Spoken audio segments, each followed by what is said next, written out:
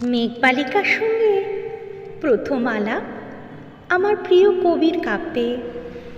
কল্পনার তরঙ্গ খুলে কোনো এক মেঘলা দিনে সে এসে দাঁড়িয়েছিল আমার একলা জীবনের আঙিনায়, যেখানে প্রতিনিয়ত রূপকথারা সোনার কাঁটায় রূপোর গল্প বুনেই চলত।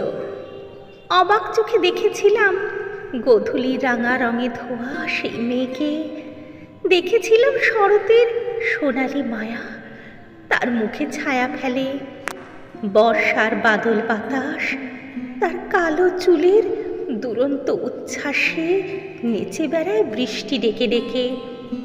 তার চোখের কোল জুড়ে গভীর জলজ মেদুরতা, নরম পলব ভিজে ওঠা ঘাসপাতা আর বুনো ফুলে জড়ানো তার বারণ না মানা ডানা দুটি।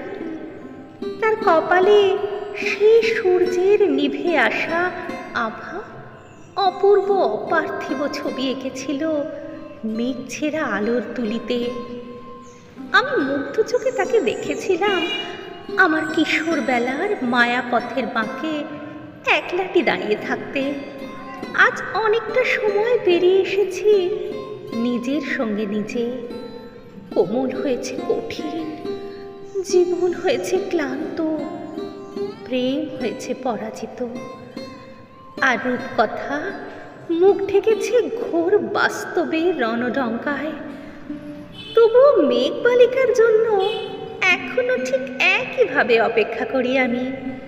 শহুরে কুটিলতাকে বৃদ্ধাঙ্গুল দেখিয়ে আকাশ জুড়ে মেঘেদের পক্ষীরাজ যখন তাদের উদ্দাম ডানা মেলে দেয় বর্ষার দামাল হাওয়ায়, আমি আমার সব কাজ ফেলে মেঘলা রাজকন্যার খোঁজে ওই বিদ্যুল্লতার পথে চোখ মেলে দিই। তারপর যে মুখেই তাকাই সেই মুখই আমার মেঘবালিকার, হোক না সে শহুরে কোনো জ্যোৎস্না কুমারী কিংবা রক্তিম ঠোঁটের মোহময়ী নগরকন্যা।